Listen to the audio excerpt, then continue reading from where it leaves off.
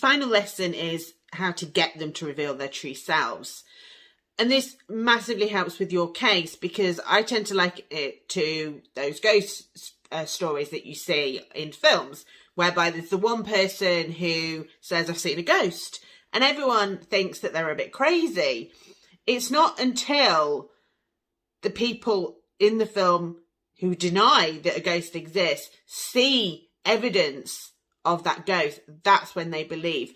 And the abuser is like a ghost. No one else is seeing it, so they're not believing it. So when they reveal who they truly are, then you can just sit back and everyone goes, oh, they do, that person does exist. So this is all about how do we get them to do that. And this, I just want to bring up the moral perspective on this. This is not about being underhand. It's not about you changing who you are. This is about using what's available to you. It is warfare, and unfortunately in war, it's very hard to always be peaceful. You know, sometimes you've got to get your hands dirty, and so this is not, it's not nasty or immoral, in my opinion. It is using what you know. In the same way that they would use that against you, you are simply poking them. That's the term I like to use because it's a bit gentler.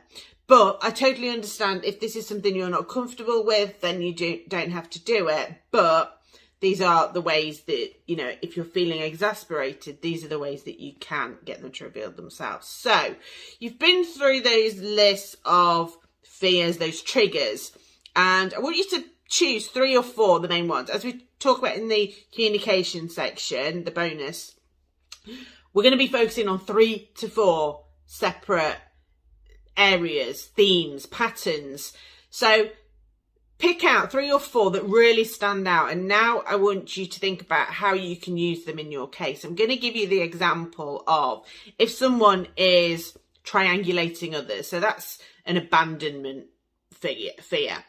So if they're triangulating others, which means obviously bringing other people in, you could say or insinuate that you've been talking to their solicitor, or just throw some doubt into the relationship that they have with their lawyer. It might be that you just smile at the lawyer as they come past and say hello. If you've dropped that seed, it will get them thinking. And this is how those patterns start to reveal themselves. I'm also going to talk through some general guidance on this. Some of these are more extreme than others, but it is entirely up to you how you use them. So I've included them in the book. I'm just going to give you a couple of examples. So the ultimate thing is for you to be strong and consistent and confident. They have conditioned you for such a long time to be easily manipulated, easy to control. And so they know how to bait you into responses. When you don't do that, when you're able to stay calm and not allow that internal anxiety to come out so they can see it, they will start to dysregulate, because that's what they're relying on. That is what they want from you. Your supply to them is your negative emotions. And when you are able to manage them, which we look at in the emotional recovery section, you are going to annoy the hell out of them. And that causes them to dysregulate and start doing more and more out of control and weird things that people can't miss. So that's my number 1 piece of advice. The other ones are around specifically making some implications and sort of phrases that you can use. So have a read through, see if any of them are things that you can drop in.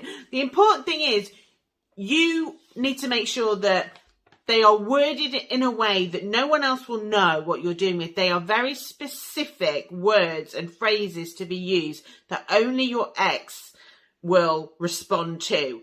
Because what you don't want to do is come across as looking vindictive or abusive. So when you think about how you can use them, make sure that it's very subtle, that it's not coming across as being, like say, hurtful in any way, shape or form, and then just allow the facts to back that up, coupled with their behaviour, they won't be able to argue their point anymore.